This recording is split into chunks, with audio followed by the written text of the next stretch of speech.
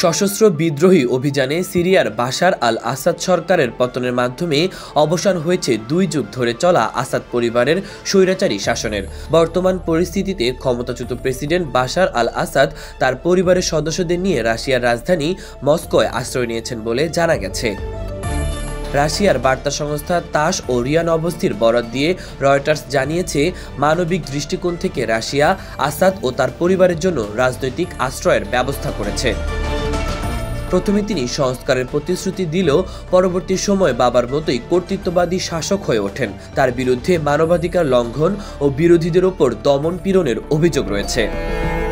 2011 সালে আরব বসন্তের ঢেউ সিরিয়ায় এসে পৌঁছালে বাশারের বিরুদ্ধে বিক্ষোভ শুরু হয়। সেই বিক্ষোভ রক্তক্ষয়ী গৃহযুদ্ধে রূপ নেয়। যদিও এতদিন ঘনিষ্ঠ মিত্র রাশিয়া ও ইরানের সমর্থনে ক্ষমতায় ছিলেন বাশার, বিদ্রোহীদের সাম্প্রতিক অভিযানের মুখে তাকে ক্ষমতা ছাড়তে হয়। রাশিয়ার পররাষ্ট্র মন্ত্রণালয় এক বিবৃতিতে বলা হয়, বিদ্রোহী গোষ্ঠীগুলোর সঙ্গে আলোচনা শেষে বাশার পদত্যাগে সম্মত হন এবং দেশ ত্যাগ করেন। তবে তিনি কোথায় অবস্থান করছেন সে বিষয়ে তখন কিছু জানা যায়নি। রাশিয়ার বার্তা সংস্থাগুলোর বরাত দিয়ে এএফপি জানিয়েছে, সিরিয়ার বিদ্রোহীরা রাশিয়ার সামরিক ঘাঁটি এবং কূটনৈতিক স্থাপনাগুলো নিরাপত্তা নিশ্চিত করার প্রতিশ্রুতি দিয়েছে। একই সঙ্গে রুশ কূটনীতিকরা বিদ্রোহীদের সঙ্গে যোগাযোগ রাখছে।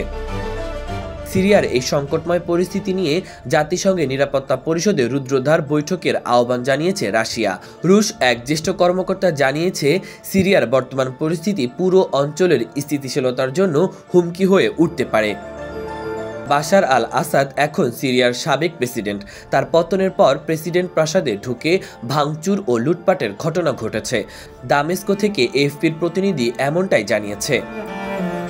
বাশার আল আসাদের পতনের খবর নিশ্চিত হলে সাধারণ মানুষ রাজপথে নেমে উল্লাস করেছেন। এদিন রাজধানীর দামেস্কে অবস্থিত প্রেসিডেন্টের 6তলা বাসভবনে ঢুকে পড়েন নারী, শিশু ও পুরুষ অনেকে। ভবন থেকে দামি জিনিসপত্র নিয়ে যেতে দেখা গেছে তাদের অনেককে। এ সময় বিভিন্ন কক্ষ তছনছ ও ভাঙচুরও চালান আসাদ বিরোধীরা এবং সম্মেলন কক্ষে আগুন ধরিয়ে দেন তারা। এই মুহূর্তে সিরিয়ার নিয়ন্ত্রণ এখন পুরোপুরি বিদ্রোহীদের হাতে। মাহবুবুর রহমান ইমন, খবর সংযোগ।